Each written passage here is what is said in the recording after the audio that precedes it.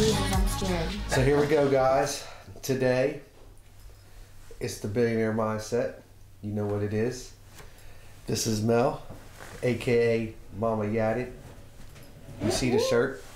She is a year and 6 months in on her apprenticeship with me. Mm-hmm. Is that what we're about right there? Yeah.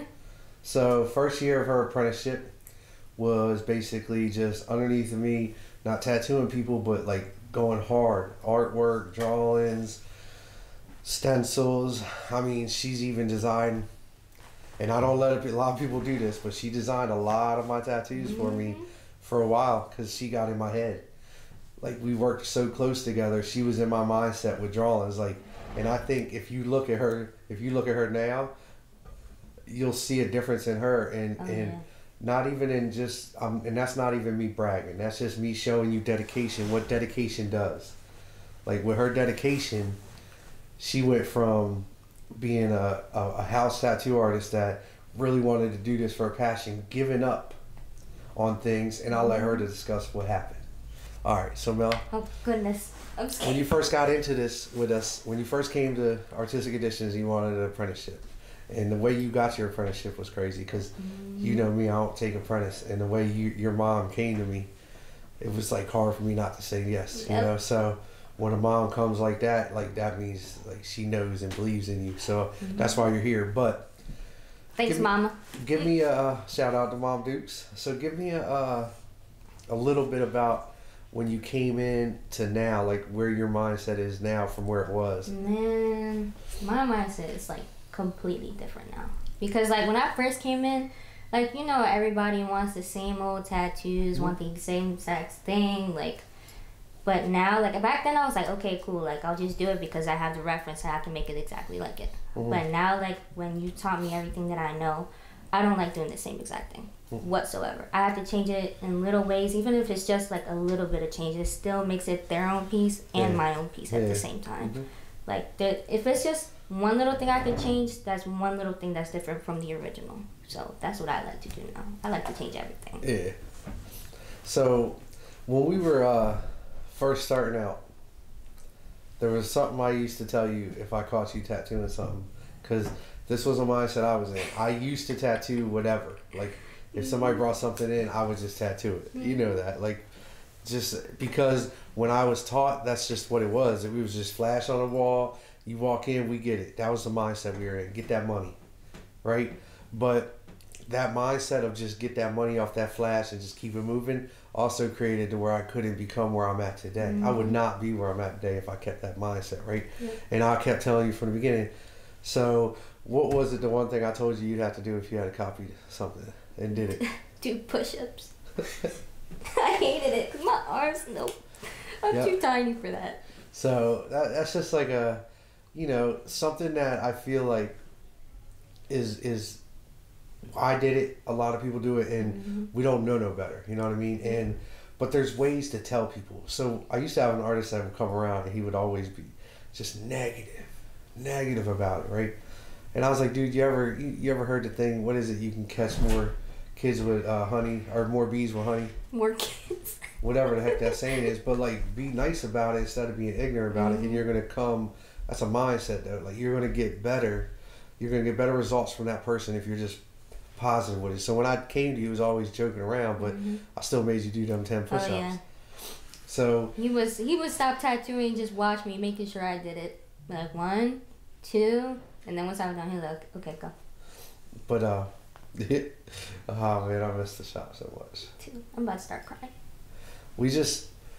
It's a family mindset there. Like, everybody there just loves each other, and the growth is there.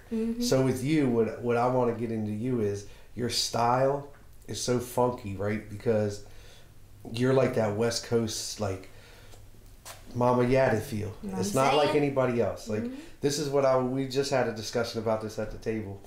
We should have saved it for the tabletop. Nah, yeah, we should have saved it for here, but you know me, I get to talking. My motivation don't stop. So she was telling, you know, that she took something, and there's a guy named Mr. Cartoon. what I've noticed is a lot of younger tattoo artists that just got in the industry or whatever, or even up and coming, don't even understand who he was and what he did to this industry for his work because of where he came from. He had a story. Mm-hmm. Was in jail. He's out West Coast. He does this style that just like nobody was mimicking at the time. Yeah. He's the one that did 50 Cents back in the day. The whole thing. He's the one that built up a lot of like pot. That's why, real talk, that's why Lloyd went down to Miami Ink, because Miami Ink was hot at the time and he went and got that tattoo by Chris. Like that was just a movement, right? But realistically, Cartoon is the original OG when it comes to that. Like nobody can take that, right? And his artwork is his artwork. And that's why I was telling her, I was like, you can look at his work, but I want you to be inspired by more than one person, but don't ever just follow their lead. Like, take something you like from that, and then take something you like from that one, take something you like from that one, take something you like from that one, and then create your own work with it. Because when you do that, look what you did. She did one yesterday. And she did this one. She saw Mr. Cartoons on there, and she was like, "Oh, that's dope." Yeah. So she ended up doing her own rendition, her way, her style, her stuff that she likes to do, which is women portraits, but like with that West Coast kind of like clown look, clown face with the little tattoos. Yep, it just looks dope, and that's her shit. Like, and she killed it, and he even reposted it. I was so hyped. I was like, "Oh my god!" Yeah, because that's a big deal. Like somebody in the industry that's that, especially that legendary. That's an OG, man. Like you should take respect when given, not just like take it as like ignorance. Take it as a respect. That man tapped his hat to you. OG said to a youngin, "Here, there you go. You got that. Good luck." You know, and that's what it's about. It's about the respect in this industry that we all have for each other that has been lost in some way, shape, or form, where it's coming back. And that's what I'm trying to do here is tell people like, okay, there's no way it needs to be negative, because if you come to our shop, nobody in there is negative, right? It just is a feel of like you can't even explain how good it feels in there. So like when we see other art, it's not like we ever criticize it. We be like, dang, they should have done this or they should have done that. But it was more for like growth, not for like, oh, that's stupid. I just love that feel, you know, and I'm getting lost in the way. Because that's how we all are, like towards each other at the shop. Like, even if it's like you guys are older than me and obviously have more experience, like in my head I'm like, oh, I would probably do this instead of that. We see how it comes out this way or that way. But that's what works. Like look at when you and Pete were talking that one day, and Pete was about to do something, and then you were like, no, try this, that, and the third, and then he ended up taking some of what you said and using it, right? Yep. Because if you really think about it, sometimes that does work, and it works out better. And that's where he, I think, was having a hard time. Was he wasn't at first not accepting it, and then he was like, you know what, that's dumb. I gotta accept this because it's real talk. Yeah, because if you see so much of other people like criticizing others, but in no way to help them, you realize how much more you do and how much better it looks and how much more it benefits you. Yeah. So I feel like that's what he realized, and he was like, okay, she's helping me, I can help her, we can both make each other grow, be better at what we do. And that's all I've been trying to do since the beginning of this tattoo shop. When I opened this tattoo shop, my mindset was in a different, it wasn't even, it was about the tattooing at first, and it was more about like just getting recognized and getting money at first, right? And then as it started going, I was like, you know what? I'm in the wrong direction. Like I need to change my mindset. So I literally changed my own mindset to turn this into a business and into to something that nobody can mess with. Like, and nobody around us is on our level. Because there's no shop you can go to around us that has that much positivity in the shop and that much energy and that much room for growth where we all work together as one. Yeah. They don't even see our text messages. Nope. If I did a skit of just our messages. Oh my goodness. Oh Lord. It's 8 of us, so you gotta understand. Man, I'm not gonna lie. I be having the whole conversation like on mute because y'all be blowing my phone up, and then when I read everything, I start dying. I'm like, Jesus. It's because it's dumb, like, especially when Pete get going. It's Cynthia. You be saying the dumbest things, and Cynthia be having me weak. Yeah. There could be like one, like, you know, normal message for all of us, and then Pete would say some dumb shit, then Cynthia would say some dumb shit, then Gracie would be like, what's going on, then I'm over here like cracking up. Yeah, it's just like we're at work, except for through a message. I know, and then Alicia's the last one Alicia to even like, say anything. She'd be like, "LOL, hold on, I gotta reread all this."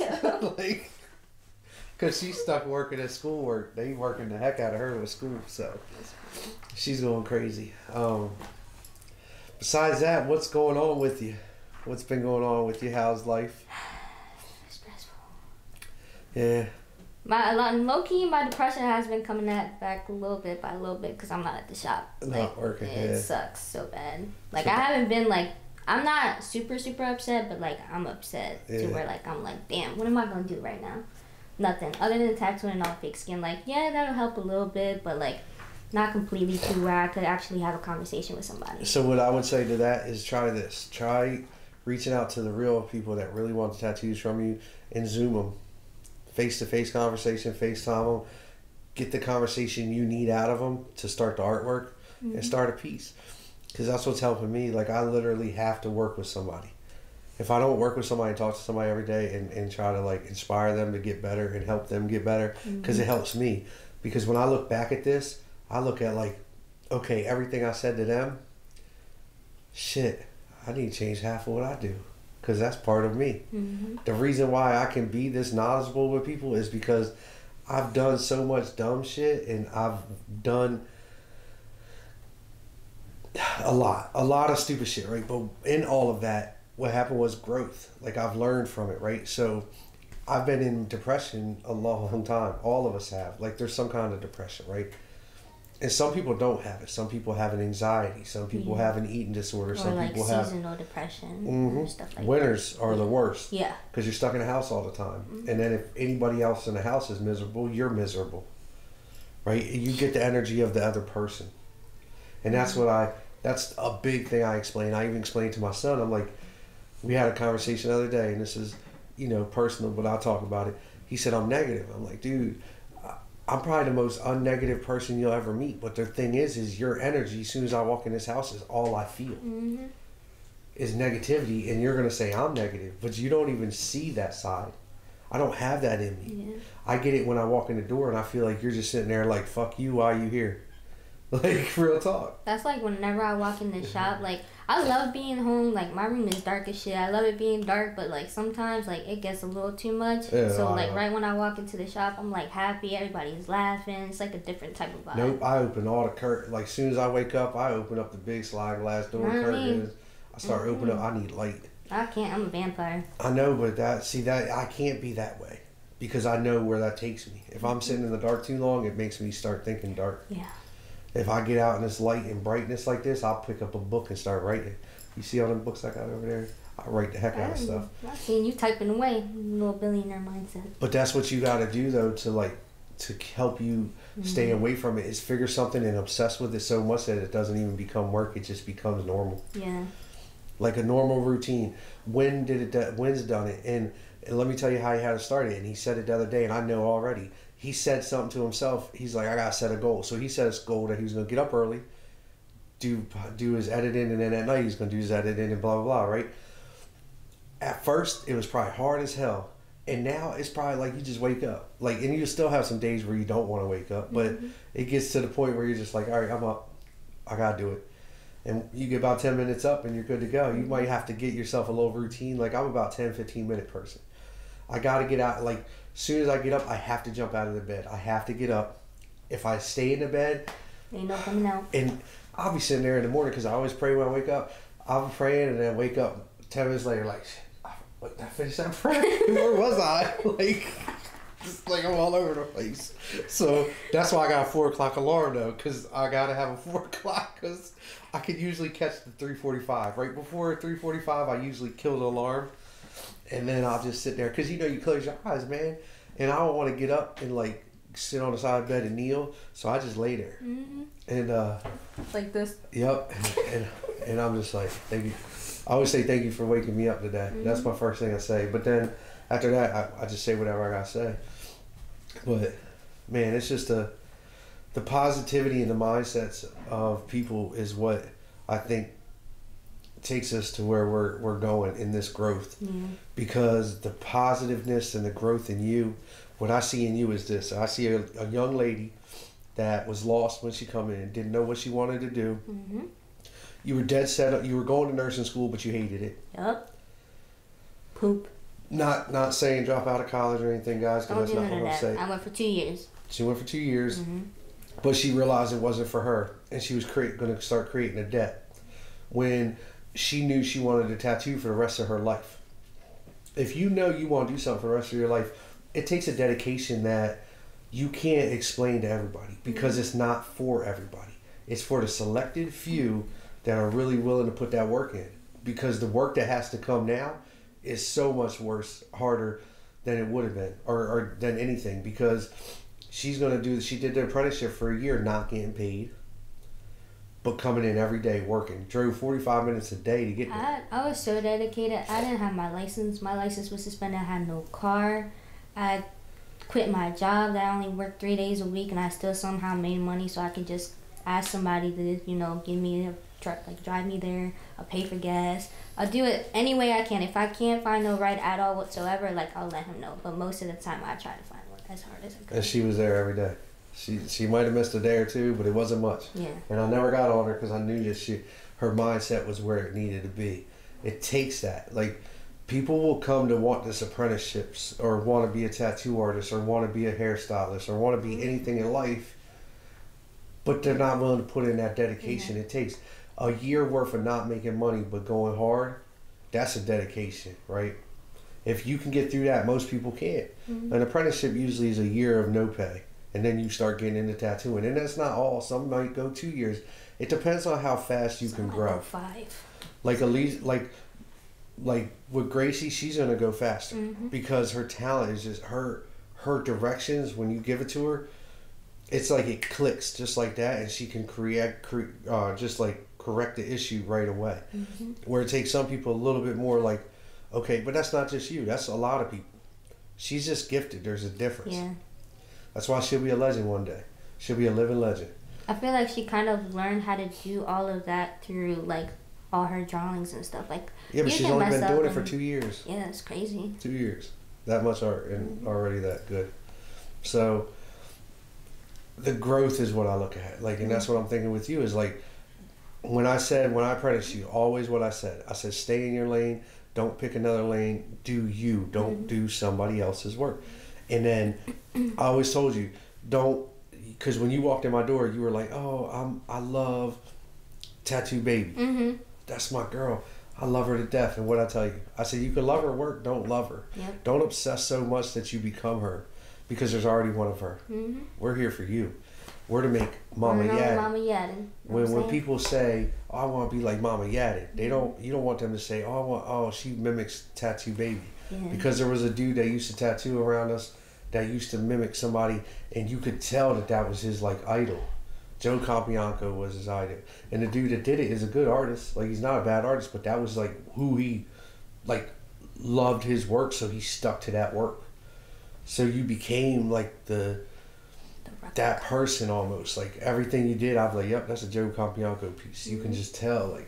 Yeah, I don't want that. No, I want you to be like, oh, that's a Mama Yadin piece. That's a Mama Yadin piece. piece. Oh, I can tell Mel did that. Because I hear, like, a lot of people, like, if I see people around with tattoos, I'm like, you get that done at a shop? They're like, yeah, and I can automatically tell who did it. Yeah, and like, that's this, and that piece. There's artists around us now that they do the same thing over and over and over again, but they do it well. Mm-hmm. So people are like, oh, they're killer artists. I'm like, the concept, it's the same rose, it's the same flower, it's the same this, it's the same pattern, it's the same shading, it's the same everything. Like, you and 16,000 other people got that same tattoo. That's not me. Mm-hmm. I want to build the story behind my stuff. That's what I go for. So even with my own son, I fought with him on that one getting his tattoo. I was like, dude, man, do something meaningful. Like, that's what I do. I couldn't dig in his brain enough to get it out of him. I will. He's probably like, hell no, just give me this. He's a teenage boy. Yeah. Like, I kind of like the tattoos I did on myself. Like, I want to cover them up, but I don't, because it shows so much progress from what I thought was really good at first to what I do now. It's, like, completely different. Yeah. Like, the Medusa piece that I made for somebody else, and I have a Medusa on my leg, it shows how much growth I have in my visions and all that stuff. And that's the good part about, like, your clientele, too. Like, see, And this is why, like, some of my clientele pay like next to nothing, right? And that's because they're still paying the prices of when they first came to me. If you came to me 15 years ago, my prices was cheap, Yeah. and my work was shit. But you believed in me enough and rode with me this whole time, so I'm gonna fuck with you like you fucked with me. That's how I feel. Like, my mindset with that is like, you rode with me this whole time, I'm riding with you this whole time, right? And it takes that. It takes the dedication from all of us, like, to understand, like, don't let your clients, like the ones that's been here from day one, ride with them, man. When they want something, man, ride with them. Stay with the pricing you were with them from the beginning, because at the end of the day, man, they're there for us. Yep. They're there for us, and I'll stay that way with them. But you also have to make sure that you're getting what you're worth. Your money is where your art is, right? So you know how much dedication you put into your piece. You know how much time it's going to take, and they don't even see on the other side. It takes longer to get the design than it does to do the tattoo most of the time. If it takes you 6 hours to tattoo it, most of the time we put 6 hours of thought into it, of drawing time, of drawing this, erasing that, don't like that, let me start this all the way over. I would have like multiple like pages just to make sure if I want to keep this or like move this to that. I like how this one looks on here. That's crazy. Yeah, but that's where people don't understand. And then there's gifted artists that can just draw it right out of their head with no problem. That's not me, but that's also cartoon style. That's also even realism. They can do it, but more horror style, where your style eventually will become where you just draw it out of your head because you're going to do it so much. It's just going to be muscle memory. It's going to be a muscle memory, and it's going to be women's faces like you do now. Like, you just love to do faces and that clown West Coast feel. Stay in that lane, but create it. Even if you added like the Mandela style stuff that you like to do now, like, create something that bring two coasts together. Bring the West Coast to the East Coast and show them how we do. Because over here, East Coast is different than the West Coast. There's not a lot of West Coast style look. But you're bringing it over here. But now what you got to do is, I feel like you should bring in a transition of the East Coast. But figure out what it is that you like to do the most of. And incorporate that into it. And then watch the difference and watch the change. And then even incorporate with Dom, man. Like, let him throw some lettering in on some stuff. Right, yeah. I let him do that one piece on that thigh. Remember that big one I did? And she wanted that, or I was doing what was I doing, half sleeve or full sleeve? I can't remember. And she wanted a word going across it. And I was like, well, I'm going to take a break, Dom. You want to do this? And I let him tattoo her while I was taking a break. He tattooed the words across. He just drew it on her, and it fit him perfect, you know? The collaborations, the stuff that we do at the shop, that's the stuff I love. And that's what I want us to keep doing, because that's what's going to create your lane. That people aren't going to say, oh, you follow this person to a T. Oh, you follow this person to a T. What you're going to do is build it for a piece. So when you, like, even the one you did for the cartoon, like the one you did for that dude, you drew it, right? But you didn't draw it for a specific body part. You drew it to kind of just mimic his, right? Yeah. Where what you can do now is take a picture of an arm, take a picture of a thigh, take a picture of somewhere, and then create it to that part of the body. That's what I was going to do next. I was actually going to change like the positioning of everything just so I could find a body part so it fits perfect. Like, I could either move the heads up or move them down. I could put it on the back. I could put it on the stomach. Somewhere cool. Well, find a couple and then put it on there so that way when you post it again, like, hey guys, this is for sale. Who wants it? As soon as we get back, I can get you in. And that's how you can do it. But I would say like arm, a thigh. Yeah, that's what I was thinking. That'd be pretty cool too. Stomach, you don't want to do a stomach. Not straight back right after. Like, that's a lot of work. Yeah. Back fucking hurts. I would love a thigh. And it's like such a flat area that it would be like perfect because it's already like super stretched out. Especially because you get a lot more women. You know what I mean? So like, it's going to be, I would think a thigh because it's a bigger area. Yeah, thigh would be a cool piece. I'm going to need a thick John. Make sure it's big. Yeah, I love thick thighs for tattooing. Yep. Me too. I love skinny women for being with. And I love thick thighs for tattooing. Ain't that crazy? Everybody has something. But because there's so much, like when you look at it, right, and you're tattooing somebody and they have like a big butt and a real thick thigh, right? just think of it like this. Like, it's so much movement, Mm-hmm. right? So when you create the piece, like, you get to redirect this piece to kind of flow. With the way their body. And then when you pull it off, it's like, dang. Because if you were just to put it on there, it doesn't look right. Like that dude Joseph out there in Vegas. I don't know, Joseph Tattoo or something. He's a crazy dude. He's a little on the crazy side, but he's cool as shit because that's what he does. Mm-hmm. He makes it move. Like, he'll take a head or something, or a tree or branch or something. He always uses something, or he'll use a piece of mandala up on the ass to kind of turn it. And then he'll bring it back down into the thigh. But to me, that's not my style of work. It's his style. He created his own look, his own brand, his own style. It's his style. It's not mine because I love color, right? Mm-hmm. The concept's dope, though. Yeah, he draws everything himself. Like, he draws it right off of the tracing paper. Yeah. But don't get me wrong, he has to have some kind of... He probably looks at stuff, too. Yeah, references for sure. You get inspiration. That's what we do. But I'm not drawing all on that stencil paper anymore. I'm not tracing out and spending 16 hours racing and having pencils all over my hand when I got an iPad now. I can just take a picture of your leg and just put it on there and draw it out just as quick, and then blow up the sections and just put them together on a stencil. It's the same thing, but a lot easier. Mm-hmm. So, a lot neater, a lot cleaner. You can erase it a bunch of times and not have smear marks everywhere, and then go to put it on the printer paper, and then you got the smear marks so the stencil doesn't. Nah. A lot could go wrong. Yeah, because once you get the rough sketch, then you got to hand stencil this or hand draw this whole thing over clean. Screw that. That's a lot of work. But that's his way of doing it because that's the way he loves to do it. I feel like that's how he gets lost in his art. So shout out to him. That's the way he likes to do it. I was so upset when he was at the freaking convention. I didn't even go. Oh, yeah, I saw him. I was so mad when I seen it the next day. I was like, what the fuck? I've been following him for like a year. See, I guess I'm different, right? And this is where I'm different. I don't have like a, oh my God, they're famous. I don't have that in me. I don't be like, oh my God, I gotta read. No, I don't.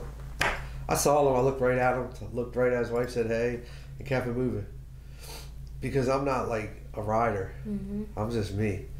That's why I said when you don't follow him, it'd be good to go see him, but they were busy, so I couldn't stop and talk to him. Yeah. So I would love to talk to him, but he's not going to grow me any higher than I am.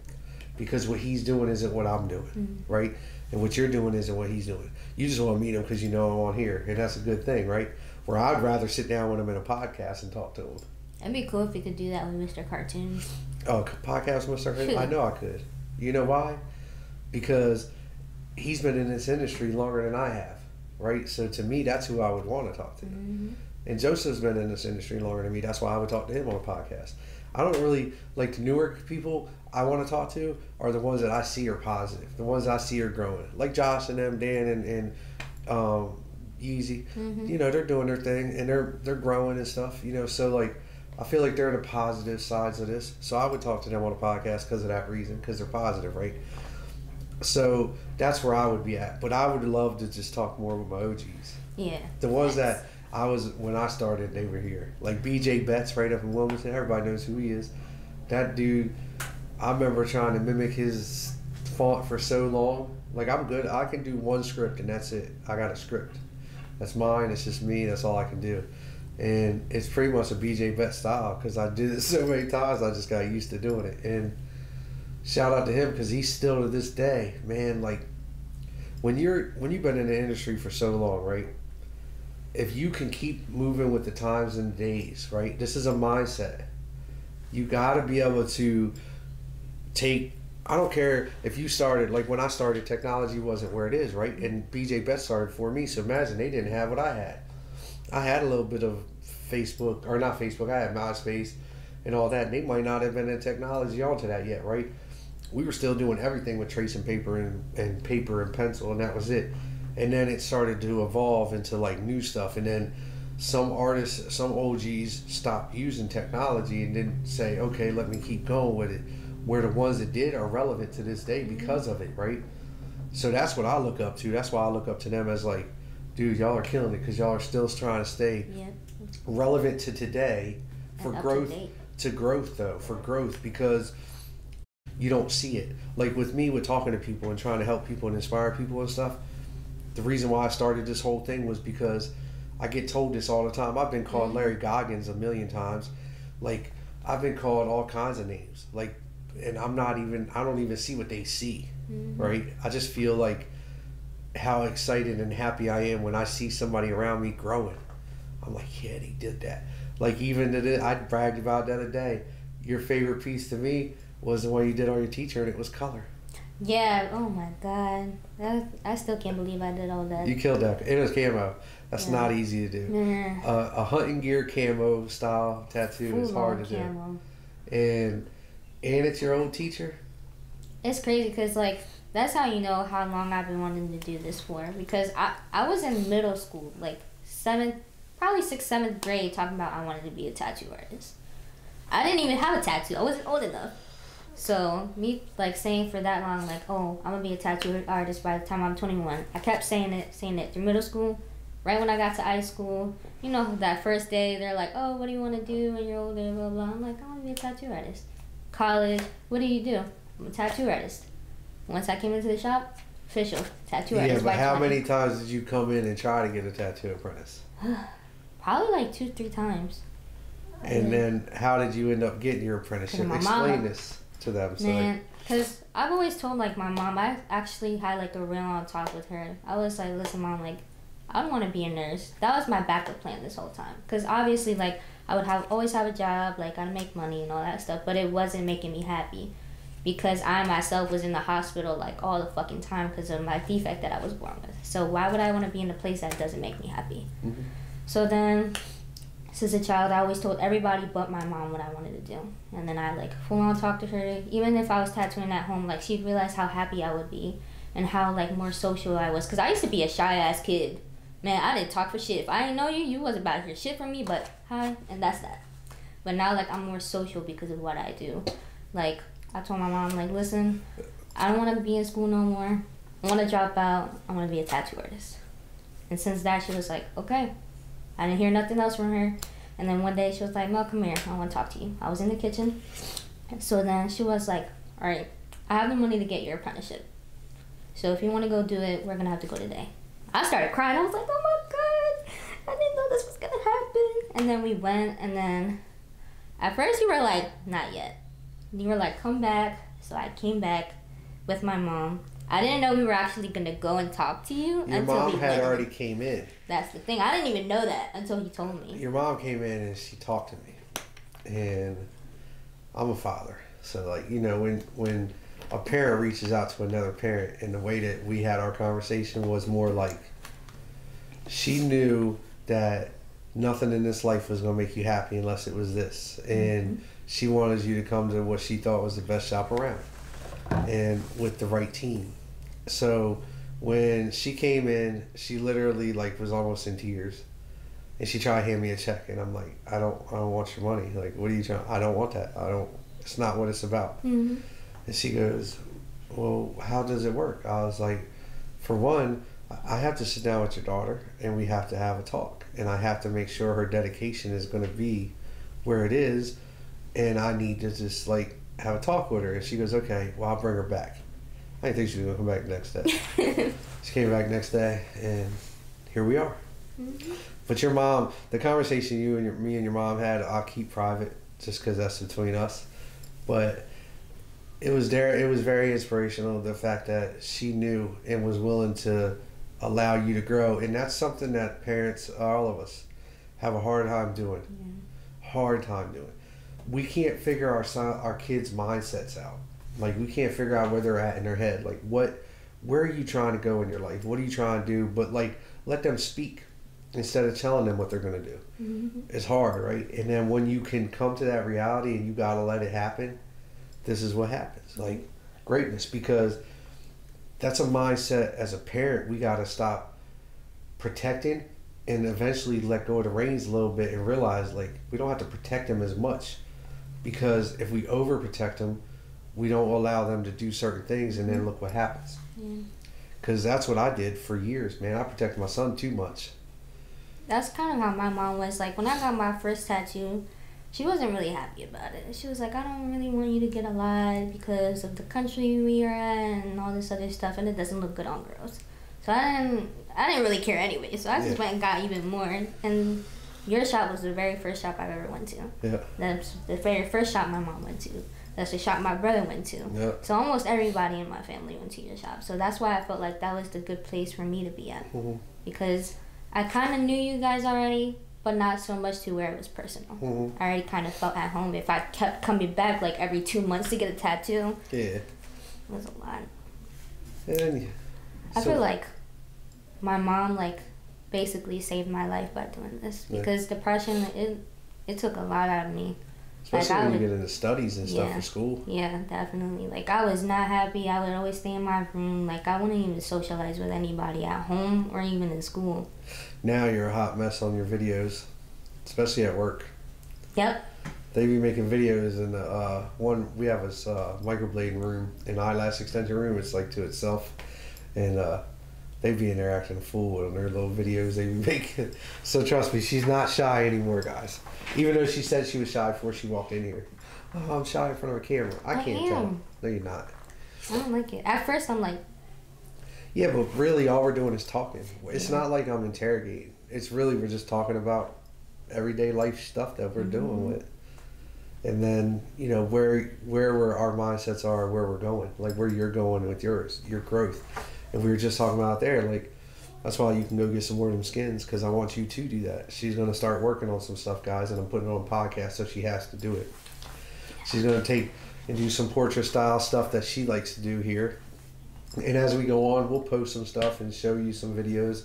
You'll have to follow one of our links to find it. It'll be on Instagram, Facebook, Twitter, all them other happy, lucky spots, wherever. I've always wanted to say this.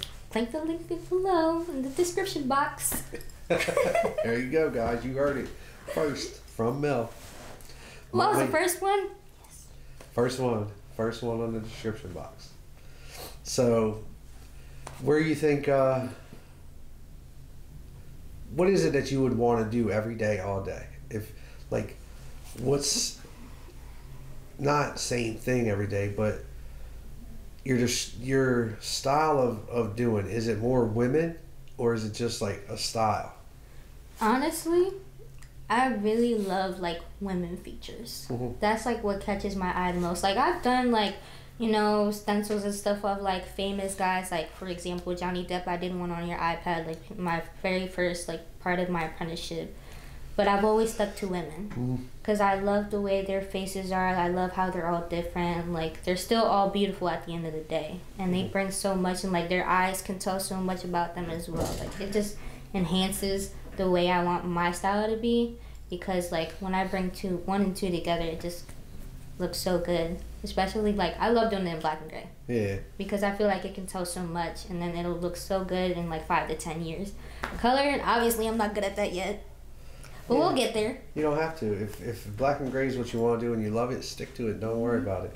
It's about growing you in whatever it is that you want to do. If you're not looking forward to it, then it's not something you should do. Yeah. Because you're not going to grow from that. Nobody wants to go to work every day and do something they don't want to do. Exactly. That's what's good about the shop is we don't have that. Like you get to come to the shop and do what you want to do. Exactly. I'll push stuff off quick.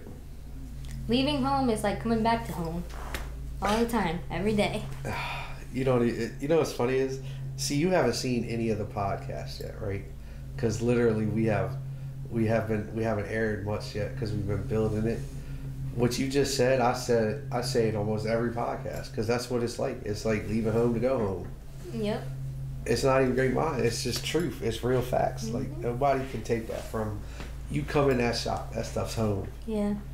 Somebody might be walking around with a baby. Somebody might, you don't know what's gonna go on when you walk up in that place. You eating dinner in there, breakfast, lunch. Everybody's sitting around. Don't even matter. Everybody's sitting around, hanging out, talking. You go shit in the bathroom like you're at home. It's all the same. Don't go in the back room because I don't even shut the door. Yeah, no. Just like home, I get yelled at home about it. I already know when you're like not in like anywhere else at the shop and I see the bathroom door open, I'm like, okay, Larry's in there. If the bathroom door is somewhat open and lights on. It ain't somewhat open. It's all the way open. My bad, guys. Yo, I'd be so scared. Sometimes he doesn't lock it, and one time I like went in there. Luckily, I didn't see nothing, and he was like, "Hey," I was like, "Oh, my bad. Lock the door." I don't care. I just don't. I don't think like because I don't really get embarrassed very easily. Like I just don't. I don't think I care. I don't care what people think too. So it helps me, and that's something that we're working on with you for a long time. That was probably your one thing you had issues with was like worrying about what people thought. Yeah. And I told you from the beginning that's not something we're going to worry about because you can't worry about another person's thoughts because they're their thoughts, not yours. Mm-hmm. If you let somebody else's thoughts get in your head, it's like watching the news, watching TV, anything, right? If you watch somebody too much, you start becoming that person. Mm-hmm. So if you overanalyze that, whatever they said to you too many times, you're going to eventually stop doing it because you feel like you're wrong, even though you might be right. So it's building up confidence in yourself, knowing that at the end of the day, whatever it is that you're doing, if it feels 100% right to you, it's right. Let it go. You can't be wrong for something you didn't know. Mm-hmm. That's like where I thank you a lot because I had no type of confidence in myself whatsoever. I always doubted myself. Like every time, like I would be like, Larry, did I do this right? Like, is this okay? Like, do you need me to change something? And now I'm like, boom, bang, here's what I got. And I'm blunt, guys. I'm like, no, shut up, stop. You got it. What do you think? Why are you asking me this question? If you're doubting it, what do you doubt? Because usually the only reason I'm going to come to you and ask you a question is because I doubt something. If I'm looking at a piece and I'm like, well, why'd you do that? It's probably because I'm doubting that part. Or I might really like that part. And you want to know why I did it. Why you did it and where was your thought when you did that? Like what was your mindset at the time when you said, okay, let me add that right there and it didn't need to be there. But it kind of complemented that part. But it has a story. You know what I mean? It's like, okay, well, you got a little story to this, let me hear it. Let me hear the story behind this tattoo. That's what inspires me. You know that. I get excited about sitting down with somebody and just figuring out what their mindset is and why they want it. Because taking a conversation and turning it into an art piece is fun. Yeah. It's like fun. The one time you did the one sketch that I did, I haven't done like a stencil for him for like probably a couple months. And then one day, I don't think I was doing anything. He was just like, all right, you're going to do the stencil for me. What do you think we should do here? At first, his client, he was like, oh, I want a shark, represent like I'm the king of the ocean, blah, blah, blah. And the reason why I brought you him is because you knew him, though. Like, because he's been one of my regulars for a while, and you knew what I was doing on him and what it meant. I felt like, let me see if she can collab with me on this piece. That's why I did it. So go ahead. Yep, I pretty much kind of already knew the story you were going behind it because we were like talking about it so much, and I always ask questions too. And then we kept thinking more. Then you gave me the idea of like, who was it? Triton? Zeus? Yeah. It was one of them. So I like put things together. I took a couple minutes, tried to figure out the layout, how big I should make it, and everything. And then boom, once I showed you, you were like, oh shit, that's cool. Because I felt like you already knew. Like as soon as you started like digging into it, at first I was like, why a shark though? Like, and because you were like, ew, a shark? No, everybody does sharks. And then you started like really getting me deeper and deeper, and I'm like, she's right. Let me see what you got then, Mel. Let me see what's in your head. And then you came up with it. So like, that's what it takes, man. Like everybody works together in there, and that's what it should work, and that's how it should be, and that's a part of a billionaire mindset for everybody. Like, take the criticism as constructive and not ignorant. Like if you're working with other people, other artists, if you don't value their opinion, I don't care if you're a better artist than them or not. If you don't value their opinion, why are you around them? Right? Go work for yourself. Go sit in a shop and be lonely by yourself. Right? Sit there and be your one client, 2 clients a day, and be miserable because you have nobody to feel energy off of. Right? Like at my shop, there ain't no way you can't walk in there and not feel like it's just another feeling. And how many people walk in and be like, wow, I didn't expect this. Yeah, a lot. I hear that a lot. Because you can't expect what you don't know. You cannot expect. Like, it's so nice in here. Everybody's so nice and cool. They're all like a family. And then you got Alicia and Shelby up there smiling. Yep. Some days we'd be a little tired though, but we still be laughing. Yeah. So. Some days you can tell they stayed up later than others. Especially like when Alicia got tested the next day or whatever. Yeah, and she gotta be up all night studying and stuff. And then she'll come to work and she'll come in like, fuck it, I'm here. Yeah. But she's still happy and she's still positive. It'll take her like probably 2 hours until she starts warming up. Like, yeah. That's what Shelby's for. Yep. Shelby got her back. Shelby take care of her until then. There's always a smiling face as soon as you walk in the door. That's how it should be. It should feel that way. And like with the way the shop goes right now is just beautiful. It's just a beautiful thing. We all respect and love each other so much, and I feel like that's why we're successful. I think that's why all of us do great. So people can know in who you are and what you love to do. Explain to them like something that they might know as a relevance, like to just a broad spectrum of people. It's a clown face, right? Explain it to them how you would explain it to in a description. How you would know it'd be my work? Yeah. Obviously, it's always going to be black and gray. It's always my thing. But it's always like, the main thing that I would look for is like a Latina woman's face. Like the facial features, because obviously their facial features are completely different from white people and black people and stuff like that.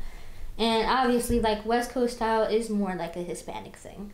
And I've realized that, like, all the research I've done is always like Mexicans or like Guatemalans and stuff like that. It's just a range of Hispanic people. So I try to find like very beautiful Latina women, you know, great like cheeks and great eyes and great lips. Just those are like the specifics that I look for. And then obviously, like, I have a certain style of doing like the clown makeup and stuff like that. I don't do just a regular little line that everybody else does. I kind of try to make it not really tribal, but kind of incorporating different styles in there. Like, I'll even add little dots, or like maybe I'll do like dot work instead of like just full on black, or I'll do some shading then some dot work. Like, I'll always try to change it up in different ways. And then their hair always has to be like black or brown, or any type of way that can give me any type of different shadings. It can't be blonde, can't be nothing like that. It has to be like my hair color, like this. It has to be very flowy. I don't want it just like straight down, or, you know, just weird curls. Like, I want it to be very like a fan is blowing in their face, and it's just like, and then you can see their face and how good it is, you know what I mean? That's what I look for. Sometimes, like, I'll do the little slick back hair, you know, but that's rare. That was actually the first time in my drawing that I did the other day, where I did like a slick back type of style. So looking at on your side of it, to me, what did you feel like I did for you, and how did I help you? Oh, Jesus. This is a hard question. It's a lot. You've helped me in so many ways. Like, I only knew like kind of the little basic stuff that kind of anybody would know from just doing research, but I saved a lot of the stuff that I wanted to learn from you.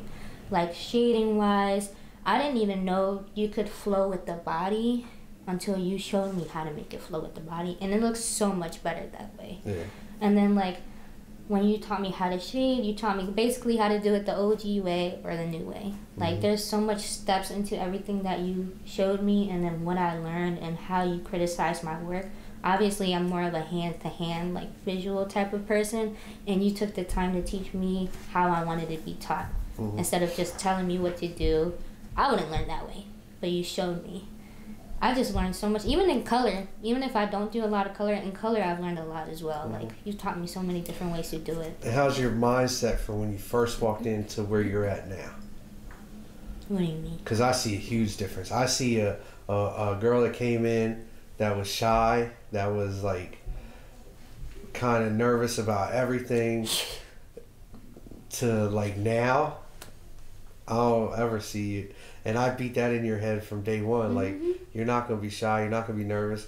You're a bad motherfucker, and that's just what it's going to be. Because not only did I worried about your DMs. I worried about the messages you get, the inappropriateness from the men, some women. Like, people don't respect certain boundaries, right? And I know, because I was one of them dudes for years when I was younger. Like, you know, I've done it. Before, man, none of us are perfect, right? So all I did was try to like gear you for some stuff to let you know, like, listen, we've all done some dumb stuff. Let me show you how to avoid it. And like, a lot of it is the hidden questions in the conversations when they start messaging you. Yeah. How they come at you. Like, this is one, like, guys are like, oh, I want a tattoo. All right, of what? Oh, look, can I get your number? Yep. Like, damn, it's always like that. You ain't even finished the fucking It's always conversation. like You that. already trying Yep. to get her number, bitch. Their- Listen, when she texts you, it's my number, motherfucker. Their favorite line is, quote unquote, so when you gonna tattoo me? Yeah. That's their favorite line. Like, when you pay me, motherfucker. Yep, Listen, exactly. We ain't here Where for free. they'll be like, so you try to tap me up? And I'm like, all right, what do you want to get? And they're like, I don't know, just something. You cute though.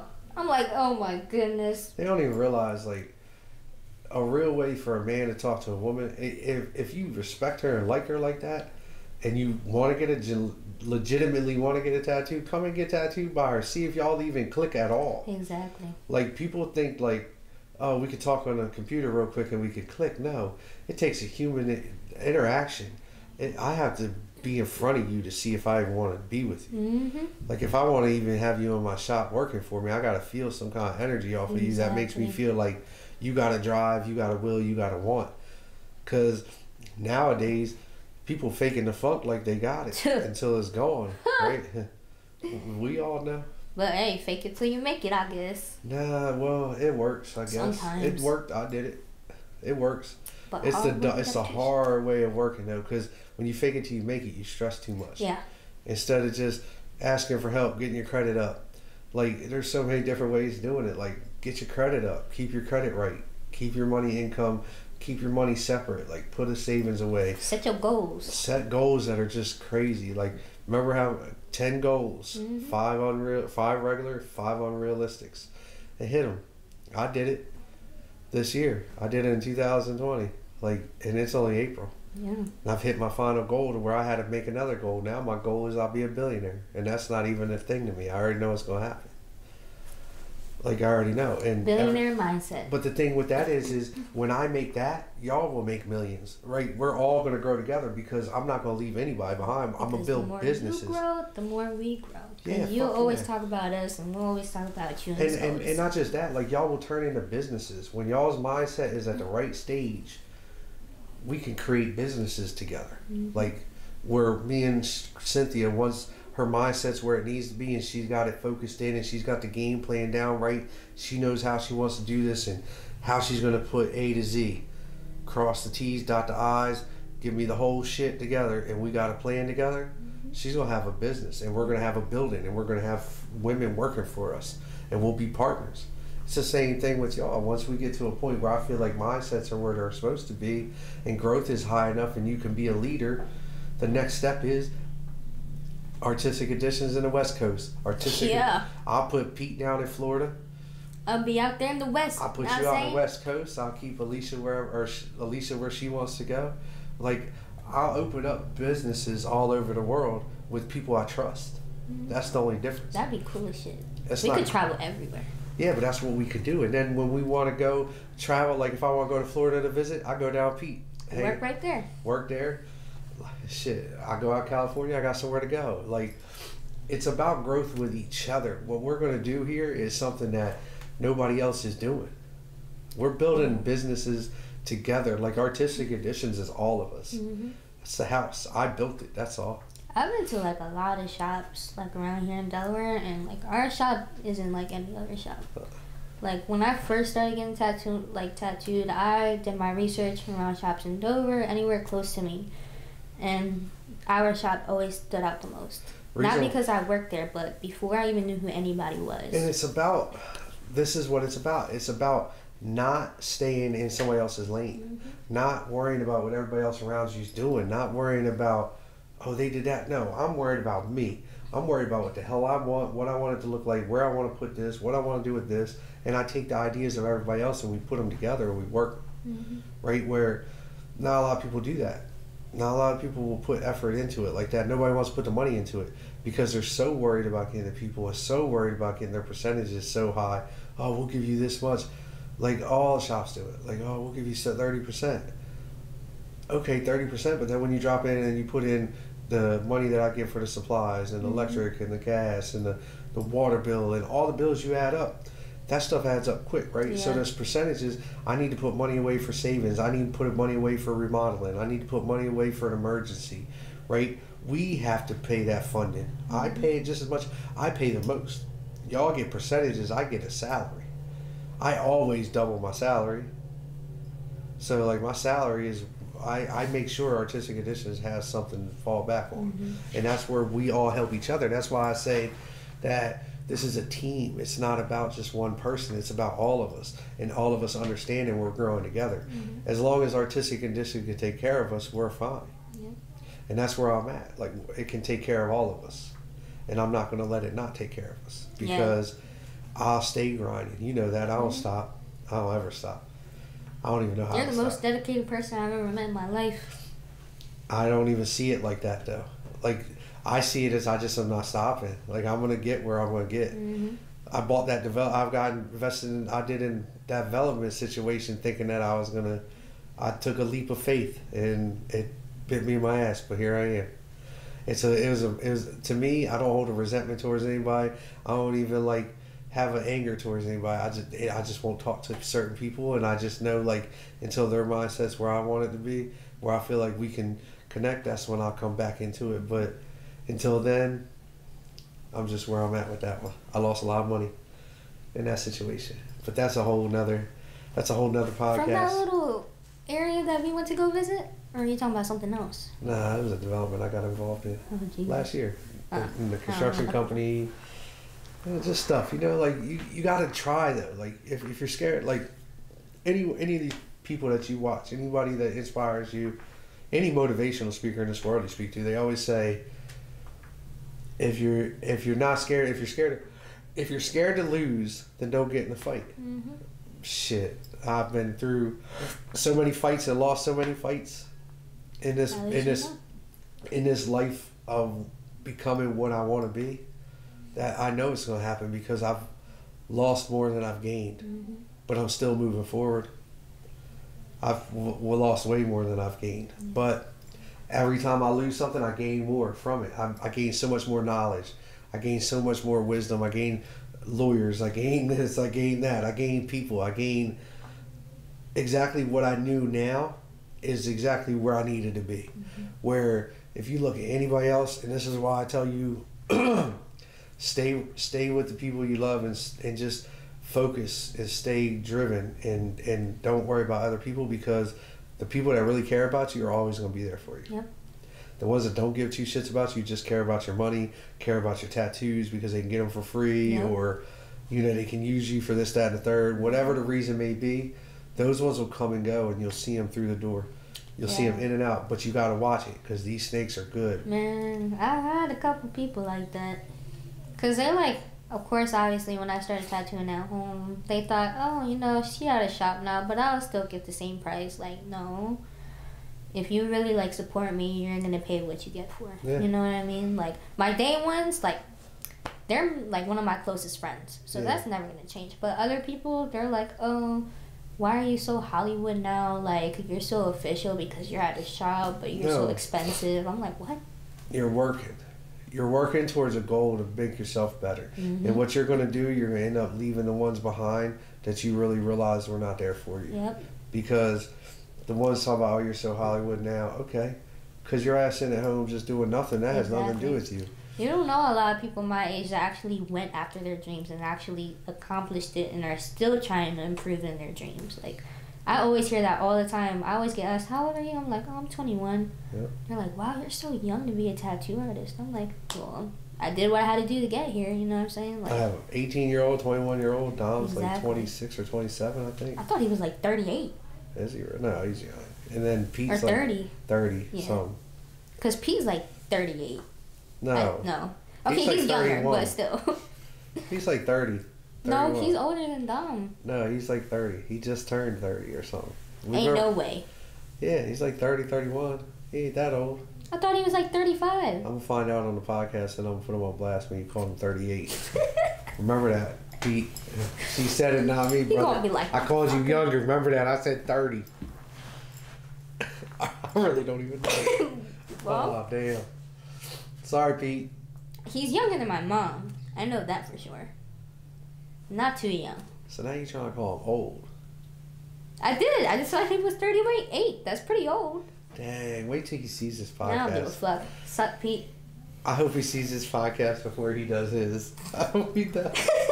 so he could talk shit, because you know he will. God damn it. And if I remember, I'm going to tell him all about this part. Hey, fuck it. You can't touch me. Let's see what he says on the way. No, you know him. This is all shit talking.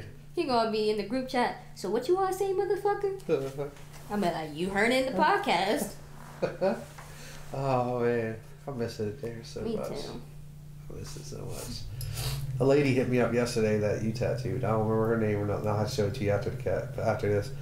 It said that she got tattooed by you and she just loves how the feeling is there. Like the family feeling. I don't even know who it is.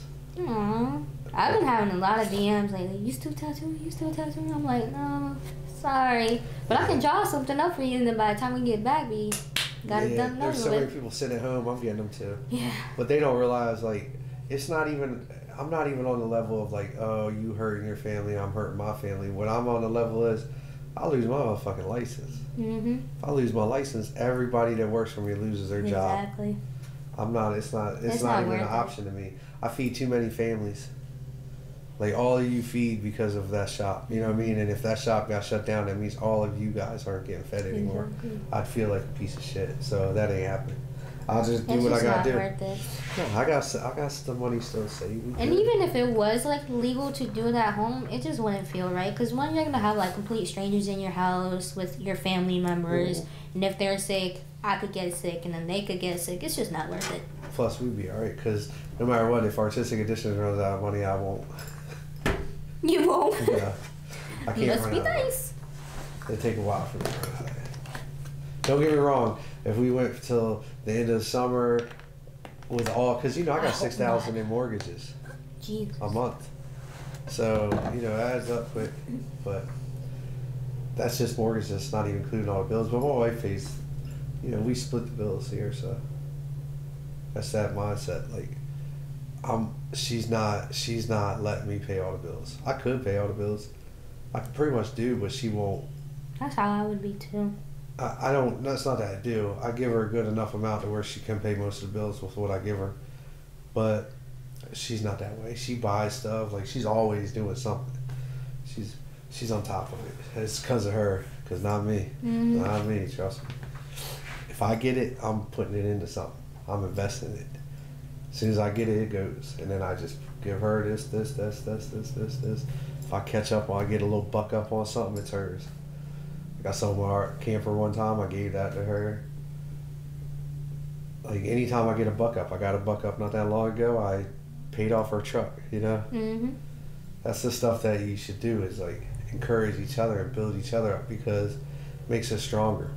You know, through all marriages, this is a mindset in a marriage. Like, when you first get married, it's all happy-go-lucky. Second part, third part of marriage, it's all like, you know, you kind of now start to really get to know the person, and you're like, fuck, do I really want to deal with this person for the rest of my life? Right? Damn. No. Fuck.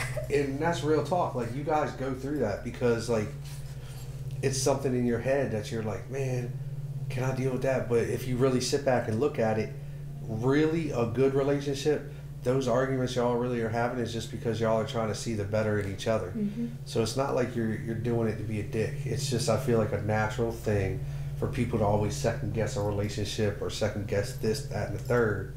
But realistically, if you can sit back and look at that relationship and be like, I've grown with this person more than I've grown with anybody else in my life. And there's no way that my wife can't say that, and there's no way that I can't say it about my wife. I've grown way more with my wife than I've grown with anybody else. And there's no way on God's great earth she can't say it, because when I first met her, she wasn't where she is today. She wasn't making nowhere near what she's making right now. Nowhere. And I wasn't making nowhere near what I was making when I got with her. So Power team. it's a power team. That's how we're undestructible. Like, that's why this isn't really affecting us. Mm-hmm. I mean, don't get me wrong, it sucks, but it sucks for me because I'm not at shop tattooing. I'm not around y'all. I'm not around to talk shit. I miss talking shit. Man, me too. I miss walking in and flipping everybody off. Hey, Good morning. That's why. Good morning. How are you? Hey, I got a present for you. Yep. I'm like, hey, did you get this? Actually, like a week after, what was it, like a week? No, it was like 3 days into the coronavirus, and I sent a message and I was like, hey guys, just want to give you one more present before I leave, and I just took a picture of my middle finger and sent it to them all. Oh man, I do miss it. It's just so much fun there. I can read everybody's tone of voice through the messages, so that makes it even funnier because you already know how they sound and how they would react. I just be in my room cracking up. Well, that's why I think the conversations are even better because of that reason. Because, like, you know, if you're talking to somebody and you can't, that's why I don't text. That's why I'm the shortest texter you'll ever meet. Okay, that's all he says. No, okay. Because I feel like when I try to write something, I never sound it right through the text message. Yeah. When I write it, I'm like, that sounds rude. That sounds rude as shit, and it's not even rude. Stefan fights with it. Because I'll be writing them, I'm like, bitch, you read it all wrong. Then I gotta rewrite it. I'm like, all right, I gotta stop doing this with him. I gotta stop, like, fighting with him over, like, not fighting, but he's starting to think that I'm saying something I'm not. When I'm trying to teach him growth, like I'm just trying to teach you how to grow and what you need to do and how you can do this, but it takes another mindset. Right now, he's not in that mindset. He's trying to get in that mindset, and we'll get him there. He'll be there. That's how, like, whenever I, like, talk to my clients, like, over DM or something, sometimes I feel like I sound rude, so I'm like, I'm not trying to sound rude, but this is what I'm trying to say to you. It's so hard, because then if I don't say that, they'll be like, why did she just say it like that? Like, what did I do? I'm like, no. Person, face to face, is always better. You're always right. Set a consultation. Yes. Oh my goodness. My biggest pet peeve is when people say, I want this in a medium size. I don't like that. What's a medium size? This big? That big? This big? I don't know. It ain't an SUV. It's not like you gotta, it's not like you could just, I want a crossover, not an SUV. Yeah. Like a tattoo, damn it. There's sizes. Like, there's my size, there's your size, there's his size. Send me where we're putting it. Let me see where we're putting it. Send me what you're thinking, and then show me how much of the area you're trying to fill. That's the way to get around that one. But they always do say that. It's almost like an auto response. You got to get an auto response. I've been trying so hard not to get smart sometimes. I got an let auto me keep response. it professional. I go to my notes, copy and paste it. That's what I was going to start doing. No, I do it. I do it, like, whenever I get so many messages in one day, I'll just take the one message and just keep sending it. That's all I do. You have to when you're slammed, especially once we start getting back. Because when we get back to work, it's going to be hectic. Oh my gosh, it's going to be hectic. Everybody and their mom's hitting us up. I literally get messages every day. Every day saying, I can't wait until you guys open back up. Like, I already have money saved. Blah, blah, blah, and it's got to be May 15th, right? But what's happening is the rise is going. And Carney said the other day that I heard they were going to extend it like 30 days. Well, that's why I haven't posted anything or said much about the opening because I don't know. But they said it was supposed to be May 15th, but then in this podcast or this interview he had the other day, he said we have to go 2 weeks with decreasing in like deaths, decreasing amount of affected, right? And we're steady rising. We're at 3,000. Stay inside. That's what we're fighting with. But how can you when the people don't want to listen? People don't want to listen. And look, I mean, who are we? Look what we're doing. But at the same time, we've been quarantined the whole time. That's true. I haven't left. I won't leave this house. I go to the house. I go to my mom's house. I go here. I've had to go to the grocery store a couple times because I got 4 kids in the house. I do too. You feeding 6 people. You gotta go. There ain't no way. Imagine having like 8 other people in the crib. Yeah. It's a lot. But see, y'all, like Hispanics, one thing to shout out to Hispanic people. Y'all motherfuckers can take a little bit of food and make a whole lot with it. With the rice, the beans, and the Goya, and the... Because I was raised, like one of my best friends raising up, George Bonilla, he's Mexican. His mom and his sisters and them were all raised like the way that it was traditional, where the wives and the women stayed home and cooked and stuff and the men worked. And dude, we would go down for breakfast. I was a pothead back then too. Like, man, shit. We used to wake and bake, go downstairs. They have the tortillas on the table, all the spread all out. We do make a lot out of a little bit. My mom be surprising me when she does that. Like, she'll take a rotisserie chicken we had like a day ago. It would have a little bit of meat on there. It looks like nothing. She'll like peel it all out, and then she ended up making like 20 tacos out of it. I'm like, what the fuck? She be getting it in. That's because that's what y'all do, man. Listen, if you thought about it, we could spread our food. We could spread it out a lot further than we do. We here, I don't really know how to. Sorry, guys. I guess I got a little too comfortable in my time. But Get you a Hispanic woman. No, I don't need. I got a wife. Stop. I love you, babe. I'm about to say, who are you talking to? I thought she was right there. No, I was messing with you. Nah, you just have to make sure that you prepare for it. Yep. And like when we go back to work, what I'm gonna do is I'm gonna work with everybody in the shop to be ready for something like this again. Mm-hmm. Because I wasn't ready for this, right? And if I'm not ready for it, that means nobody was ready for it there, because I didn't give a chance to teach anybody what we're gonna do. And what this is gonna be a spinoff. You're gonna make your own podcast. Everybody can make their own. Whoever wants to do one, right? Mm-hmm. Get your own little following from it. Like, get yourself a little YouTube followers. Get yourself like a brand. Like your shirts can be sold. Yep. That's money to be made. I've gotten asked to get like a couple shirts of these. You should, and I can give you my guy. When we get done this, I'll give you the information. His name's Morales, and since I'm first on his list because of what I do for him, so he has to put us first. And good part is he's Hispanic, so half the time I don't know what the fuck he's saying. You'll know exactly what he's saying. Yep. So if you need some shirts made, like, hey, I need 6 of these made. He'll make them right then. And you can pre-order, and all you gotta do is have him either pick them up or have them ship them for you. Pay extra for shipping. Yep. Make your some money on the side, man. Don't be afraid to make the money. Let it come to you, but just figure it out how you can do it. And your clothing line right now is what I would say is your shirts. Like, start pre-orders. Start a bunch of pre-orders. Start small. It probably won't be as small as you think because people want to support you. And on the side of, like, they can't afford a lot, but they can afford a $20 shirt. If y'all want a shirt, let me know. Know what I'm saying? Hey, Mom and Daddy. It's nice. It is nice, though. Goes with my gold. I told you not to get just one, though. I know. You got me this one. I know. I didn't. I actually talked to him, and then he never talked to me back. I said I wanted this amount of, like, shirts. I think I wanted hoodies at first. And then he was like, okay. I actually called him. He was like, okay, like, I'll let you know by the end of the day, blah, blah, blah. I completely forgot, and he never hit me back. Yeah. And then I lost his number. You need to get some of them. I'll send you his number because you need to get some pre-orders done, guys. You can get your pre-ordered, your Mama Yaddy shirts. Show some love. If y'all love me and want me to eat and don't want me to die, buy my shirt. You gotta put some sad music behind that, like the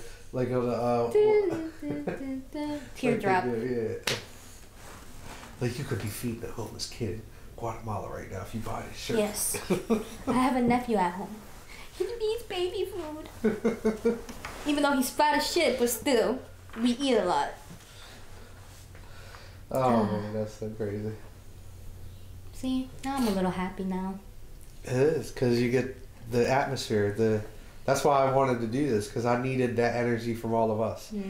I only get one at a time, but I'll take it. You know? Oh, I can only imagine if all of us were in one room. Oh gosh. When that video starts, once we can get back to work and we're doing live, because he's now with us full time. He's gonna, when we get back to work, he's working with us every day, all day. So it's going to be very interesting, you know. And there's going to be a lot of live, a lot of comments. I feel like this might as well be a Netflix series.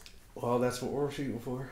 Trust me. Oh, for real? Yeah. There's no end goal here. The ultimate end goal would be on property, a building, our own production, our own studios, our own airtime on some play.